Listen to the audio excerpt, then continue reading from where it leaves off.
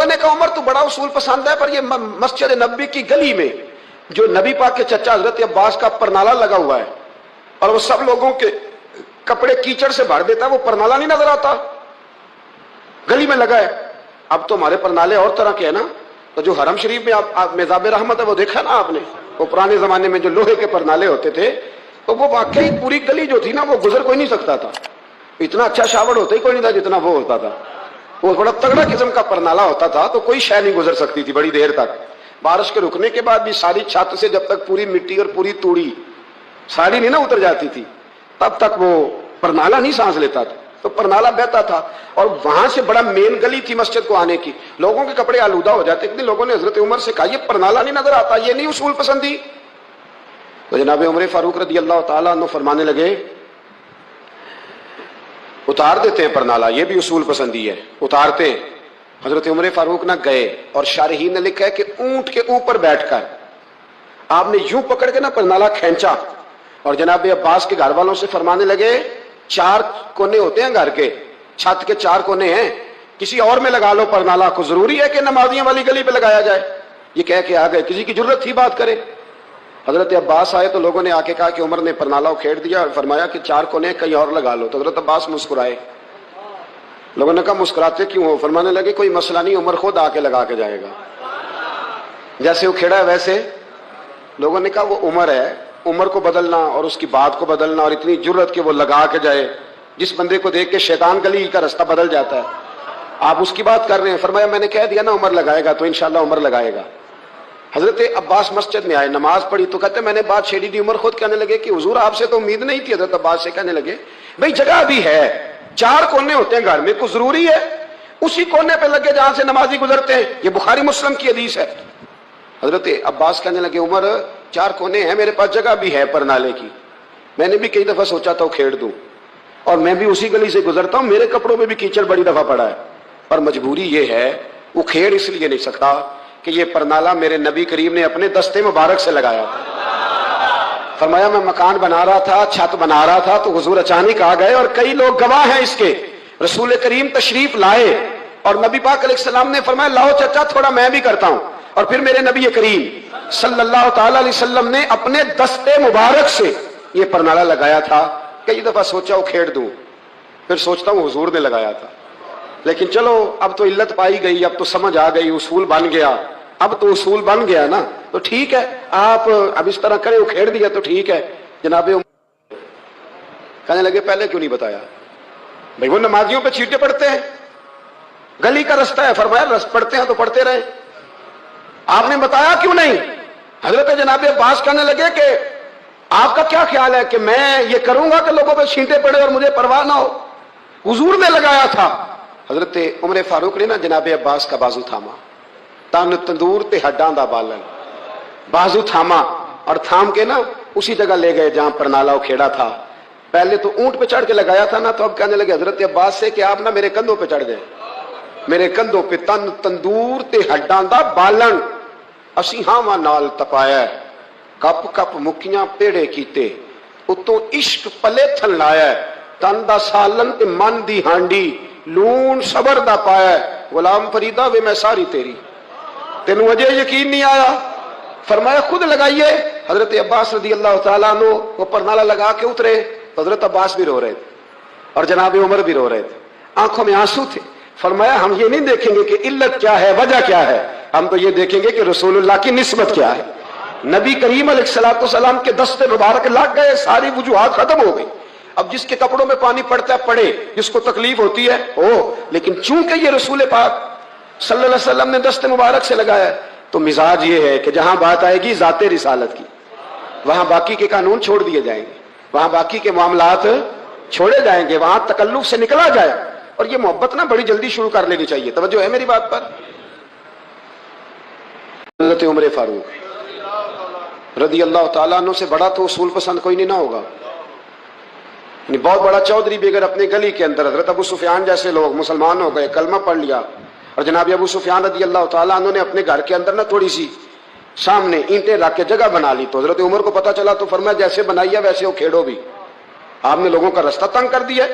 اصول پسند آدمی، اصول کی بات آئے تو بیٹے کو بھی معافی نہیں، किसी को माफी नहीं, बड़े उसूल पसंद थे। मोहब्बत का जुमला बड़ा बदनाम हो गया है, लोगों ने हवस के रिश्ते का नाम मोहब्बत रख दिया है।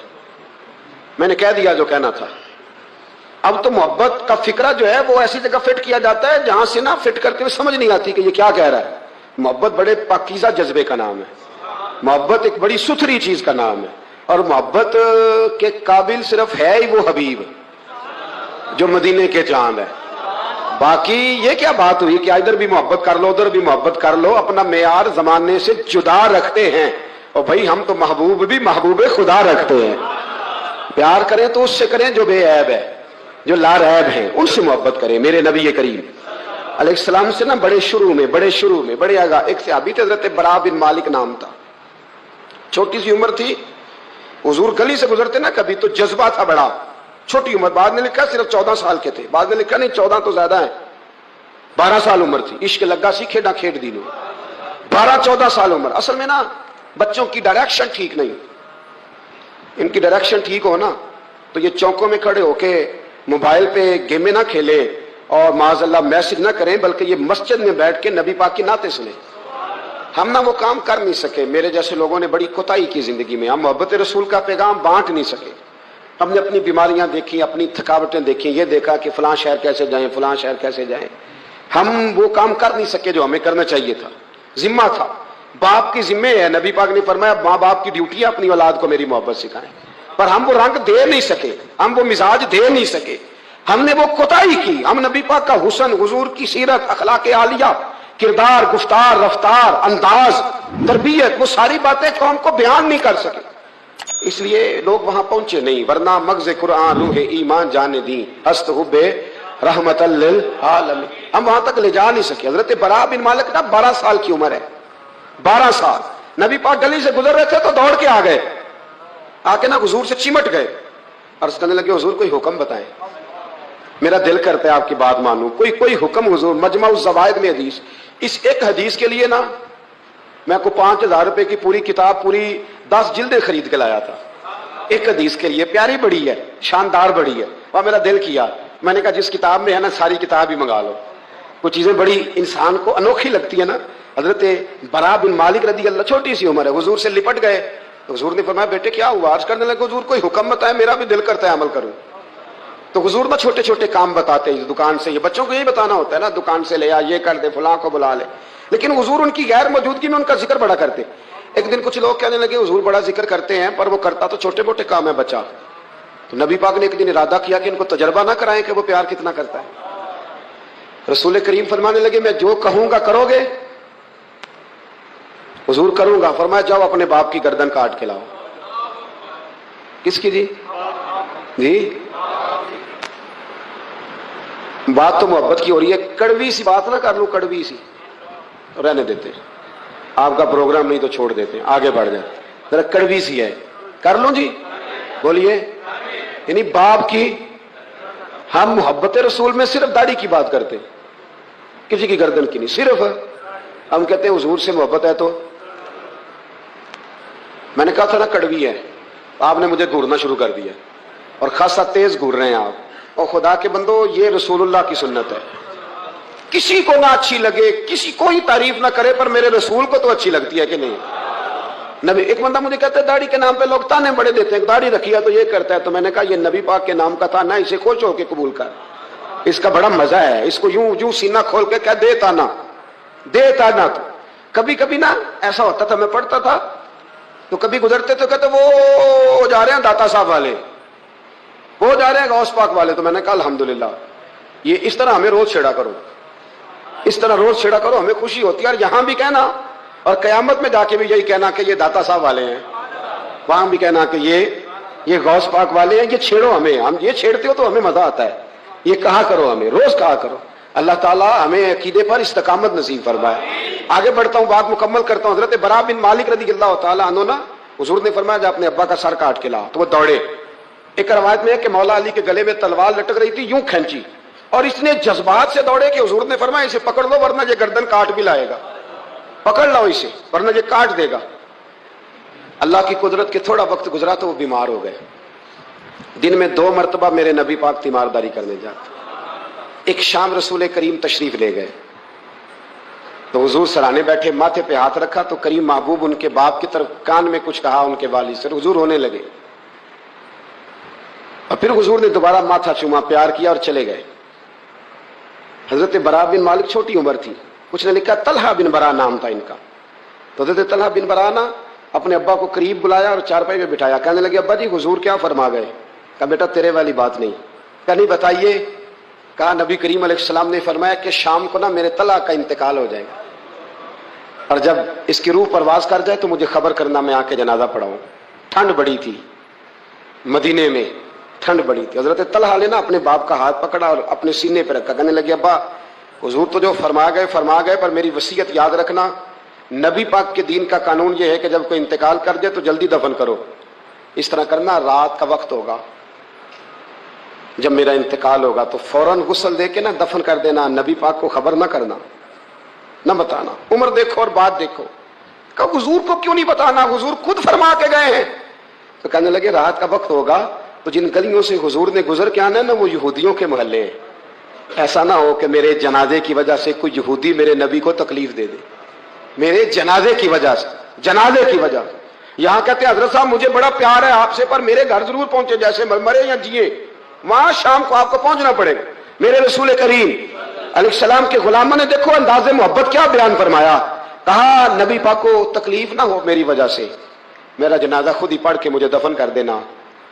ان کا انتقال ہو گیا، رات کو دفن کر دیا، صبح حضور تشریف لائے، وہ محبوب جنہیں اللہ نے غیب کے خزانوں کی کنجیاں عطا فرمائی، فرمایا بتایا کیوں نہیں، مجھے بتاتے، میں خود جنازہ پڑھتا، میں خود نہ قبر میری تے میرے اپیرا جے کر پاوے پھیرا، قبر دے اندروں ہڈیاں اٹھ کے مجرا کر سن تیرا۔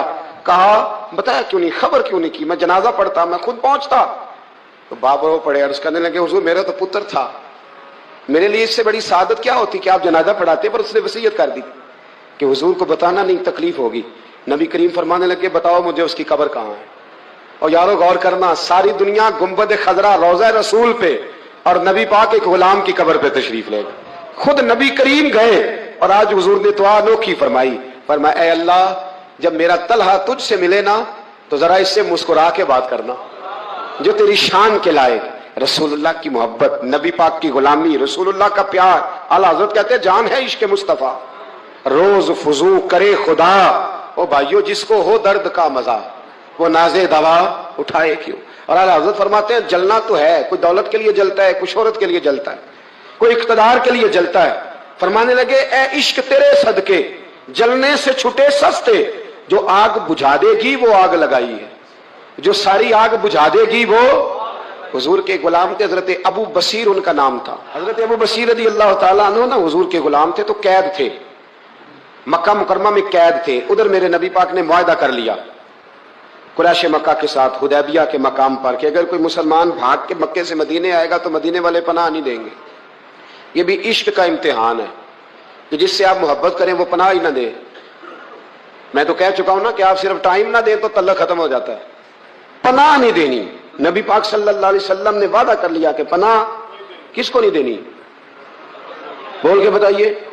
کافر تو پناہ لینے آ ہی نہیں رہا تھا، کس نے لینے آنا تھا؟ سارے بولیے۔ فرمایا کہ میں پناہ نہیں دوں گا جو وہاں سے آئے گا، حضور نے وعدہ کر لیا۔ حضرت ابو بصیر بھاگے آئے اور صحابہ کہتے ہیں جب آئے نا تو ان کے ہاتھوں پیروں میں بھی زنجیریں باقی تھیں۔ حضرت ابو جندل کے ساتھ بھی ایسا ہوا پر وہ حدیبیہ میں ہوا، لیکن یہ مدینے آئے، زنجیریں تھیں، خون بہ رہا تھا اور تڑپ کے روئے یا رسول اللہ مجھے بڑا مارتے تھے وہ، حضور میں جیل توڑ کے بھاگا ہوں۔ ابھی اللہ کے رسول ان کی بات سنی رہے تھے کہ 4 بندے قریش مکہ کا خط لے کے آ گئے، آپ کا وعدہ تھا پناہ نہیں دیں گے۔ کتنا مشکل مقام ہے، ایک غلام بھاگ کے آ جائے۔ میں کہا کرتا ہوں کہ صرف آپ ساتھ لے کے نہ جائیں آئیں تو لوگ کہتے ہیں کہ میرے سے تو دلچسپی چھوڑ گئے، حالانکہ اصل محبت اس کی ہوتی ہے کہ محبوب توجہ بھی نہ کرے پر وہ کہے کہ میری تو ڈیوٹی غلامی کرنا ہے نا۔ یہ اصل محبت ہے، یہ عین محبت۔ میں نے آپ کو پہلے بھی کئی دفعہ کہا ہے، میرے صاحب رحمۃ اللہ علیہ کچھ بندوں کو اٹھ کے ملتے اور کچھ آتے تو سلام بھی پورا سا لیتے۔ میں نے ایک دن کہا حضور سارے ہی مرید ہیں، پیر بھائی ہیں، تو کچھ سے آپ بڑا اٹھ کے بغل گیر ہوتے ہیں، پیار کرتے ہیں، کچھ سے صرف ٹھیک ہے گزارا ہو جائے گا۔ تو حضرت صاحب فرمانے لگے یہ جو میں جس سے بالکل سلام نہیں نہ لیتا اس سے مجھے پیار زیادہ ہے اور اس کا بھی مجھ سے پیار ہے۔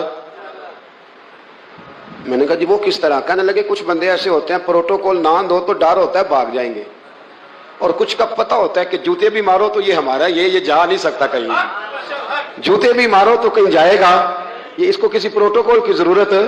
जिसने प्रोटोकॉल मांगा उसने तो गोया कहा कि मैं आप इज्जत करेंगे तो आऊंगा, नहीं करेंगे तो नहीं आऊंगा। तो ये आधे हाथ से सलाम लेते हैं, कभी भी नहीं बिठाया साथ, चल ठीक है भाग जा अपना काम कर, लेकिन है मेरा, कहीं जा सकता, इसने इधर ही रहना है। इसलिए कुछ लोगों को प्रोटोकॉल की कोई जरूरत नहीं होती। कुछ कहते हैं मैं गया हूं तो मिले ही नहीं, मैं प्यार ही नहीं किया। तो भाई ये अभी आप कच्चे हैं, आपको पक्का होना चाहिए, अभी पुख्तगी की जरूरत है। समझे जो बात अर्ज करने लगा। हजरत अबू बसीर वहां खड़े हैं, नबी करीम अलैहिस्सलाम के पास वो खत लेके आया। कितना मुश्किल मरहला था, एक बंदा भाग के आया है, जंजीरें हैं, खून है, सफर है, रो रहा है, तड़प रहा, हुजूर मुझे ना भेजिएगा, ये मुझे मारते हैं। मेरे रसूल करीम को जब खत मिला तो हुजूर फरमाने लगे, अबू बसीर तू जानता है कि मैं अपने वादों का पक्का हूं, तुझे पता है अब चूंकि मैंने मुआहदा किया है कि मैं नहीं पनाह दूंगा वहां से भाग के आने वालों को तो नहीं दूंगा, लिहाजा तुम वापस जाओ। हजरत अबू बसीर ने आंखें खोल के दाएं बाएं देखा तो सहाबा की गर्दनें झुक गई। नबी करीम अलैहिस्सलाम की आंखों में भी आंसू चमके कि अल्लाह कितना मुश्किल मरहला आता है मैदान मोहब्बत में। फरमाया वापस जाना पड़ेगा। हजरत अबू बसीर वापस निकल रहे हैं तो रो रहे हैं। जब बिल्कुल मस्जिद से निकलने लगे तो अर्ज करने लगे, या रसूलल्लाह आपका जिम्मा कहां तक है, ये पनाह ना देने की बात कहां तक है? तो हुजूर ने फरमाया मदीने की सरहद तक, मदीने की, इससे बाहर तो आम इजाजत है जिसका जहां दिल करे। हुजूर ने बस कह दिया मदीने की सरहद तक मेरा जिम्मा, मैं पनाह नहीं दूंगा किसी का। हुजूर पे ठीक है। रोते तड़पते मौला अली रावी है, वो कहते हैं कि मैंने उस दिन जितना अपने वजूद पे सब्र किया शायद पहले कभी किया हो। मेरे अंदर से जज्बा जिहाद के शोले उठते थे। हुजूर हुक्म करे ये 2-3 हजार बंदा तो मैं ऊंट के पीछे बांध के लाके मुस्तफा की खिदमत में पेश कर दूं। हुजूर हुक्म तो करे, लेकिन बस हुजूर का हुक्म था कि बच जाना है। तो हजरत अबू बसीर चले गए। मदीने की सरहद खत्म हुई ना, जरा आगे बढ़े। वो 4 बंदे थे, उनके पास तलवारें भी थी, नेजे भी थे, तीर भी थे, खोद भी थे, सारा कुछ उन्होंने था। और हजरत अबू बसीर निहत्ते थे। जब आगे थोड़ा सा बढ़े ना तो आपने ना एक की तलवार छीन ली, और छीन के एक की गर्दन पर तलवार मारी तो बाकी 3 वैसे ही भाग गए। एक रवायत में है कि 2 को ढेर कर दिया, 2 निकल गए, भाग गए। अब मदीने हुजूर पनाह नहीं देंगे, मक्के जा नहीं सकते। एक मकाम ईस था, इमाम बहकी ने इसको लिखा है, मकाम ईस था, वहां खजूरों के बाग थे, ठंडे पानी के चश्मे थे। हजरत अबू बसीर ने वहां डेरा लगा लिया, और वो राह वो थी जो रास्ता मदीने को जाता था, जो रसूलुल्लाह के मदीना मुनव्वरा को जाता था। उस राह में हजरत अबू बसीर बैठ गए। अब जो मक्के से भागता ना जुल्म सितम थे, वो हजरत अबू बसीर के पास आकर डेरा लगा ले। आहिस्ता आहिस्ता बंदे 70 हो गए, फिर तादाद आगे बढ़ी तो बंदे 300 हो गए। अब ये मक्के वाले ये करते थे कि मदीने वालों को काफिला मक्के के पास से गुजरता तो उनका सामान रख लेते, परेशान करते। अब इन्होंने पता क्या किया, को मक्के का काफिला मदीने के पास से गुजरता तो ये उसका सामान रख लेते, उसको कहते तंग करते हो। अब चूंकि हुजूर का जिम्मा तो मदीने तक है। सालों बीत गए, जो बंदा मदीने जाता ना, हजरत अबू बसीर उसको कहते एक दफा मेरे रसूल को बता देना कि मैं रास्ते में बैठा हूं। तो उनके साथी कहते, हजरत अबू जंदल भी आ गए थे, उनके साथी कहते कि यार सारे जमाने को पता है तू बैठा है, फिर पैगाम क्यों देता है? पर मैं बस मेरा शौक है, सबा दरे मुस्तफा ते जाके कमी दरूदो सलाम नसीमा जानबे बतहा गुजर कुन जे अहवालम मोहम्मद राह खबर कुन, मेरा पैगाम दे देना नबी पाक को, मेरे जरा कहना कि मैं राह में बैठा हूं, हुजूर की बारगाह में अर्ज कर देना। और जब कोई मदीने से होके निकलता तो उसको बुलाते और पूछते क्या हाल है मेरे मुस्तफा के मदीने का, क्या हाल है रसूलुल्लाह के नवासों का, क्या आजकल तर्ज है अबू बकर सिद्दीक की। पूछते, कहते अबू बकर तो करीब बैठते होंगे ना नबी पाक, गोया फारूक आजम तो कदमों में रहते होंगे, उस्मान गनी तो बड़ी नौकरी करता होगा, तलहा जुबैर अली उल मुर्तजा ये तो बड़े करीब रहते होंगे, चल यार जब वापस जाए ना तो मेरा भी सलाम मेरे रसूल को अर्ज कर देना। राहों में पड़े जमाने गुजर गए, सालों बीत गए, इतने तंग आए मक्के वाले कि उन्होंने नबी पाक को खत लिखा कि ये वाली शेख हम खत्म करते, वो 300 हमें बड़ा सताते हैं, आप उन्हें मदीने ही बुला ले, खुद खत्म करते हैं। इधर मेरे रसूल पाक ने जब खत पहुंचा तो फटाफट फरमाया कलम लाओ, कागज लाओ। हुजूर ने खत लिखवाया, फरमाया अबू बसीर तुम्हें मुबारक हो, आ जाओ मदीने, जगह बन गई है, इजाजत है, तुम आना चाहो तो आ जाओ। हजरत अबू जंदल फरमाते हैं वो शदीद बीमार थे। एक कासद दौड़ा दौड़ा आया, ऐना अबू बसीर, بھائی تم میں سے ابو بصیر کون ہے؟ ہم نے اشارہ دیا یہ ہے حضرت ابو بصیر، تو وہ قاصد آیا۔ جب اس نے خط دیا نا تو اتنے کمزور تھے کہ اٹھ کے بیٹھا نہیں جاتا تھا۔ وہ خط پڑھا تو ان کی آنکھوں میں کھول کے آنسو آئے اور کہنے لگے ابو جندل ادھر آ، یہ خط تو پڑھ۔ کہتے میں نے خط پڑھا تو رو پڑے، کہنے لگے فزت برب الکعبہ، رب کعبہ کی قسم میں کامیاب ہو گیا۔ یہ دیکھ میرے نبی کا نا پیغام آ گیا، دیکھ پیغام آیا ہے، حضور کا پیغام آیا کہ تو آ جا، یہ لفظ کہے، کلمہ پڑھا، روح پرواز کر گئی۔ کلمہ فزت برب اللہ